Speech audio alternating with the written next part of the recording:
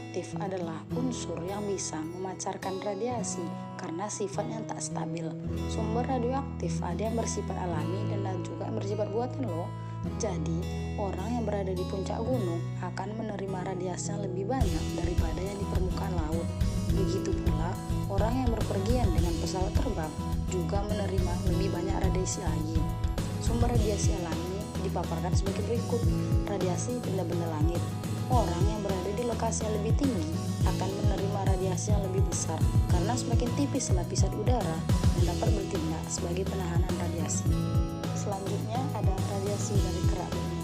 Bahan radioaktif utama yang ada dalam kerak bumi ialah kalium-4O, rubidium-87, unsur turunan dari uranium-238, dan yang terakhir adalah turunan thorium-232. Besar radiasi dari kerak bumi ini berbeda-beda loh, karena konsentrasi unsur-unsur di setiap lokasi berbeda, tetapi biasanya tidak terlalu jauh. Selanjutnya ialah radiasi dari dalam tubuh. Radiasi dari dalam tubuh manusia juga menerima pancaran radiasi dari dalam tubuhnya sendiri. Unsur radioaktif ini kebanyakan berasal dari sumber kerak bumi yang masuk melalui udara yang ia hirup, air yang diminum ataupun makanan, bahkan air mengandung larutan uranium, radioaktif dan thorium. Namun jumlahnya sangat kecil. Unsur yang meradiasi manusia dari dalam tubuh ini kebanyakan berupa tritium. Selanjutnya ada tindakan medik untuk menyambungkan 96% paparan rata-rata radiasi buatan manusia sehingga jumlah dan jenis sinar minus X yang diterima harus dibatasi. Selanjutnya ada radioaktivitas. Jenis radioaktivitas dibedakan berdasarkan partikel penyusunnya. Sinar radioaktif dibagi menjadi 3 juga loh, yaitu sinar alfa, sinar beta, dan sinar gamma. Selanjutnya adalah radioaktivitas sinar alfa. Sinar alfa adalah sinar yang dipancarkan oleh unsur radioaktif. Sinar ini ditemukan secara bersamaan dengan penemuan fenomena radioaktivitas, yaitu peluruhan. Inti atom yang berlangsung secara spontan tidak terkontrol dan menghasilkan radiasi. Sinar alfa terdiri atas 2 proton dan 2 neutron. Berikut ini adalah sifat alamiah sinar alfa. Sinar alfa merupakan inti He dalam menghitamkan pelat film yang berarti memiliki daya ionisasi. Daya ionisasi sinar alfa paling kuat daripada sinar beta dan gamma. Kelanjutannya ialah mempunyai daya tembus paling lemah di antara ketiga sinar radioaktif. Dapat dibelokkan oleh medan listrik maupun medan magnet. Mempunyai jangkauan beberapa sentimeter di udara dan 102 mm di dalam logam. Sinar alfa merupakan jenis radioaktivitas yang memiliki muatan positif. Selanjutnya ada radioaktivitas sinar beta. Sinar beta merupakan sinar elektron berenergi tinggi yang berasal dari inti atom. Selanjutnya kita beralih kepada radioaktivitas sinar gamma. Sinar gamma adalah radiasi gelombang elektromagnetik yang terpancar dari inti atom dengan energi yang sangat tinggi yang tidak memiliki massa maupun muatan.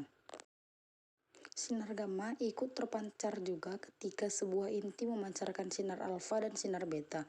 Peluruhan sinar gamma tidak menyebabkan perubahan nomor atom maupun nomor massa. Sinar gamma memiliki beberapa sifat alamiah.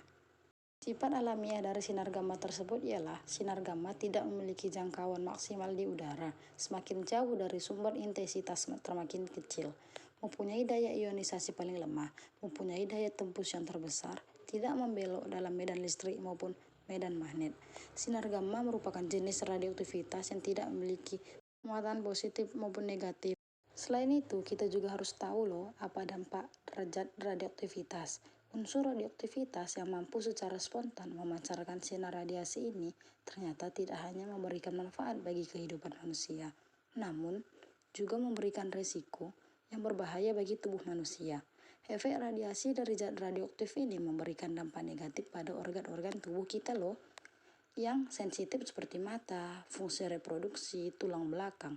Akibat yang dapat ditimbulkan dari radioaktivitas ini adalah terjadi kerusakan genetis, bisa membuat kemandulan pada sistem reproduksi atau terjadi keainan pada keturunannya seperti cacat, kerusakan lensa mata seperti katarak. Dan resiko kanker darah atau biasa disebut dengan leukemia, terjadi kerusakan kulir atau sarkom, kerusakan pada sistem saraf Yang terakhir, kerusakan pada sel pembentukan sel darah merah. Terakhir, proteksi. Proteksi dan pengendalian bahaya sinar radioaktivitas untuk mencegah terjadinya kecelakaan radioaktivitas dan paparan sinar radioaktivitas yang melebihi dosis yang diperkenankan. Tujuan penelitian ini untuk mengetahui proteksi dan pengendalian inti atom. Kesimpulan yang telah kita dapat merupakan radioaktif merupakan suatu sumber daya terbarukan yang memiliki banyak kegunaan, seperti contoh dalam bidang kedokteran, pertanian, arkeolog, kimia, biologi, fisika, dan lain-lain. Namun, di samping memiliki banyak kegunaan, ternyata radioaktivitas juga memiliki banyak efek samping. Jika terpapar terlalu lama, disebut saja mutasi. Radioaktivitas memancarkan sinar ABY, di mana sinar tersebut sangat berbahaya bagi tubuh. Hal ini biasa disalahgunakan untuk dijadikan senjata pemusnah.